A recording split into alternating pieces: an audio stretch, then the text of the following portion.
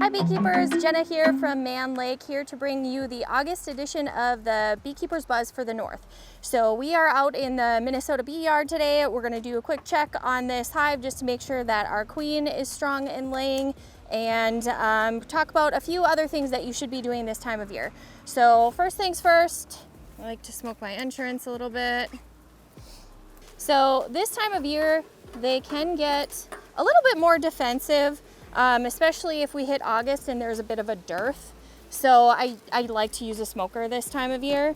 So this hive is one that we had started out as a package this year. It still has a little bit more building up to do, but really what I'm looking for in this hive is signs that I've got a strong queen. I want a strong queen going into winter.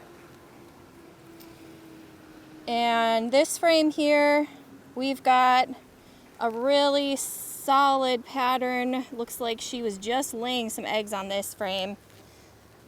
There's some larvae on this side.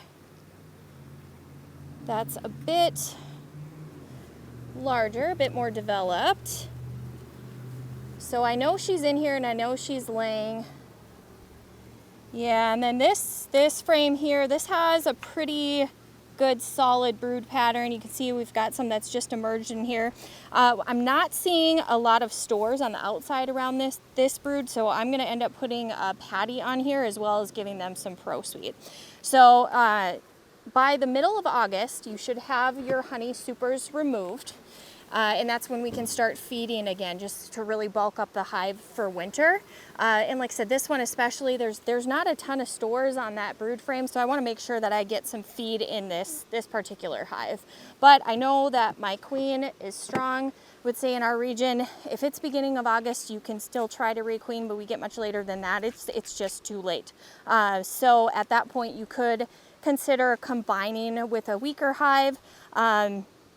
It's really going to be up to you and what you have for resources in your apiary. So secondly, we've removed our honey supers. We know we've got a strong queen.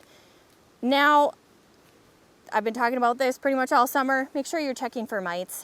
You want to make sure you have young, healthy bees going into the winter. So making sure that they are mite-free early on in the season is ideal.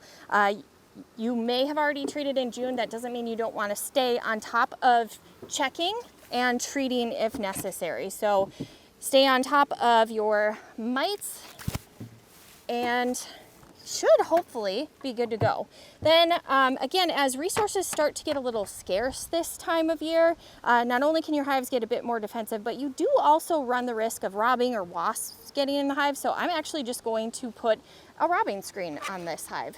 So this is one of the robbing screens that we sell. You can also reduce your entrances, but August is still pretty warm. So I like to use this instead just because it offers some good ventilation in the hive. So you're just going to place this right in the front. And then I like to just use a strap to secure it to the front of the hive. So you're reducing your entrance, so the hive has a smaller area to defend in the event of robbing or even wasps. Wasps can do a lot of damage in the fall to a beehive, so you want to make sure that you're keeping an eye out the activity at the front of the hive and just making sure that you're protecting that colony, because by this point in the season, you've invested a lot of effort, and so we want to do what we can to make sure that this hive survives the winter. So let's sum it all up here. August, by the middle of August for sure, you're going to pull your honey supers off. Go in your hive, make sure your queen is looking strong, stay on top of mites, and then also watch for robbing or any signs of wasps getting into your hive. I think that kind of covers everything that you should be looking out for in August. If you like this video, certainly subscribe. If you've got questions, leave them in the comments. We'd be happy to answer any questions that you have. You can also give our sales staff a call or check out Bella, the beekeeping assistant, on our website. She's great for answering your beekeeping questions as well. Thanks.